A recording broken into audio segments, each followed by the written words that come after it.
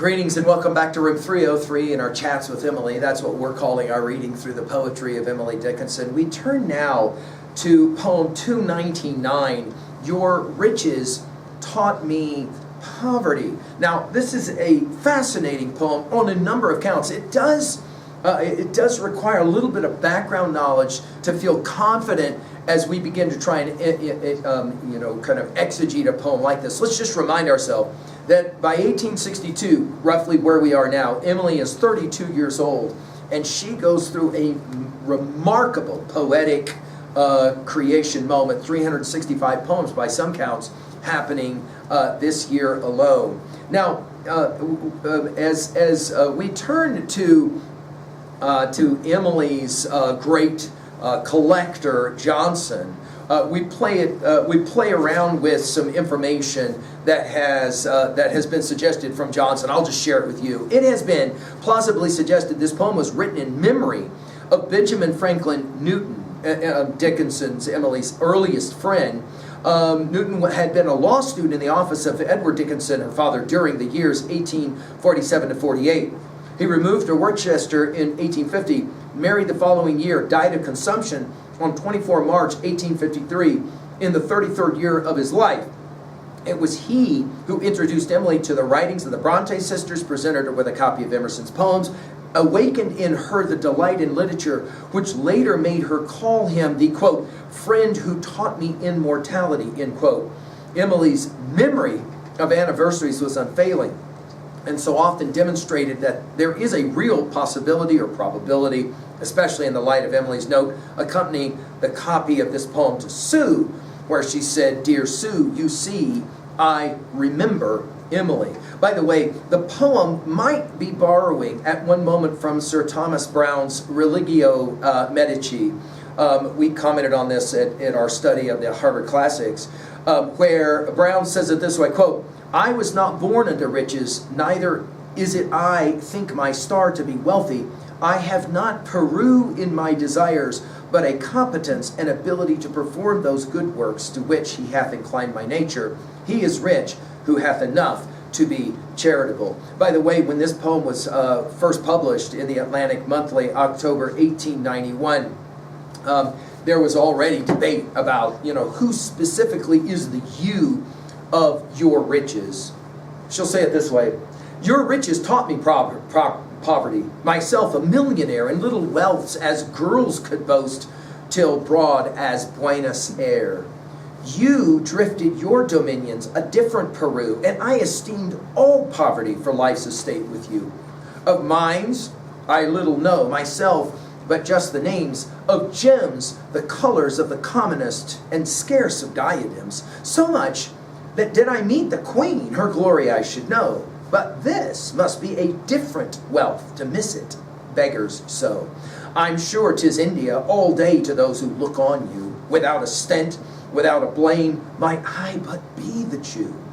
I'm sure it is Golconda, beyond my power to deem, to have a smile for mine each day. How better than a gem? At least it solaces to know that there exists a gold, although I prove it just in time, its distance to behold. It's far, far treasure to surmise and estimate the pearl that slipped my simple fingers through while just a girl at school." Now, again, how you read this poem will, depending on whether you're thinking that she's talking to Ben Newton or she's talking to Sue, is going to kind of inflect the interpretation. I mean, we can do both, obviously. We can say that it's for both.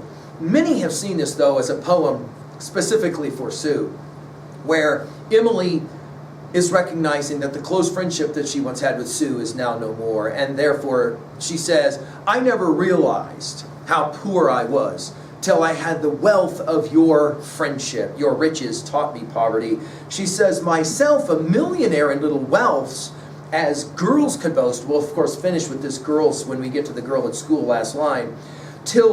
And then notice all these references. And scholars have pointed out that Woodbridge's larger geography would have been a volume that Emily would have been able to reference for all these different international places. She never traveled to any of these places like Buenos Aires or Peru or India, but she'll have read about it. And there are scholars that have pointed out that Harper's was publishing quite a bit. For example, an article about in India, Golconda, the famous place where mines of diamonds are being mined and cut and that kind of thing.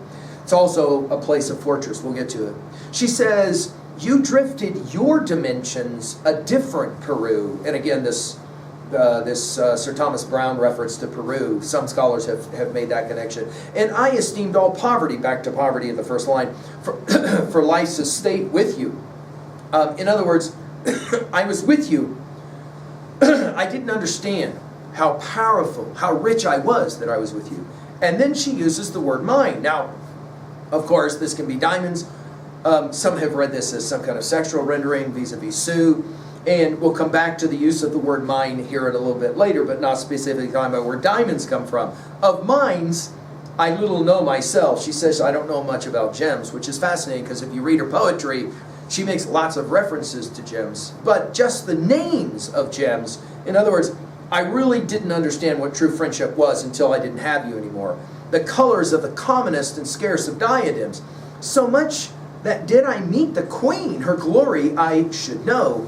But this must be a different wealth to miss it, beggar so. In other words, we don't know. A simple way to obviously say this is we don't know what we have until what? Right, it's gone. I'm sure 'tis India. Now making more referencing, and we can't help but think of Walt Whitman's Passage to India that comes to mind, right? We've given full lectures at learnstrong.net for all the poems in Leaves of Grass.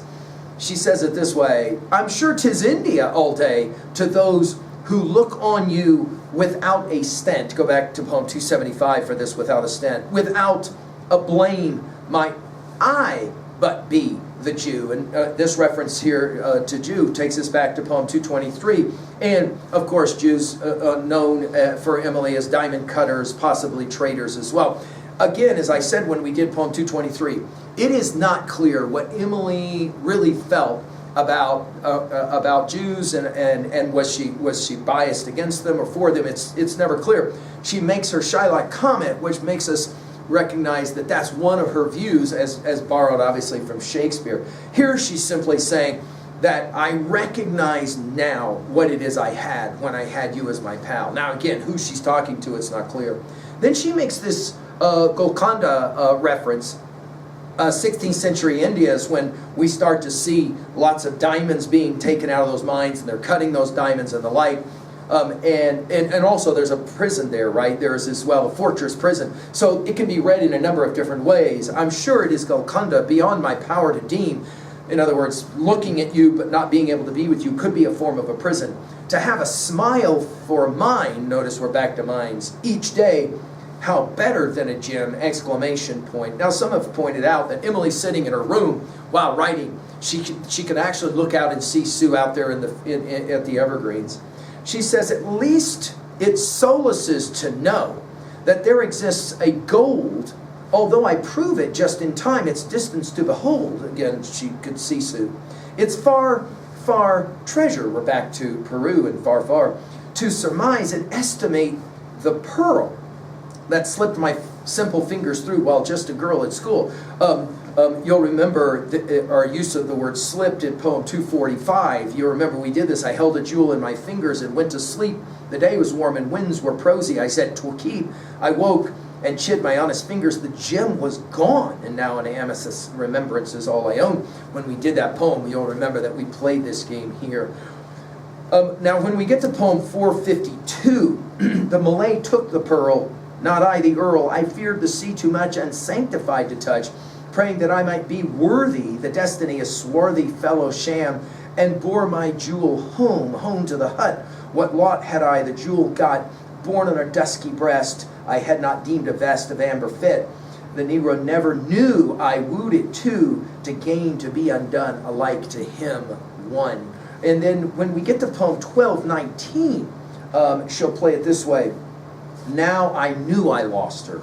Not that she was gone, but remoteness traveled on her face and tongue. Alien though adjourning as a foreign race traversed she through pausing latitudinous place. And then the poem goes on from there. We'll obviously come back to this poem when we study that one. What are we saying at 2A about a poem like this? I think the argument is, again, we don't really know or appreciate our pals until we don't have them with us, and then it's sad.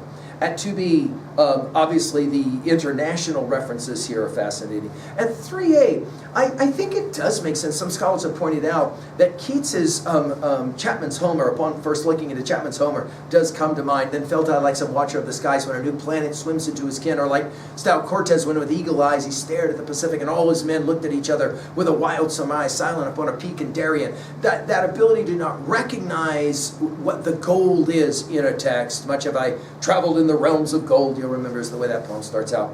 I love that connection here. Finally at 3B, what was a time when you felt poor because of the loss of a pal, and then you realized just how much of a millionaire you actually were? I hope Emily's challenging you. Thank you.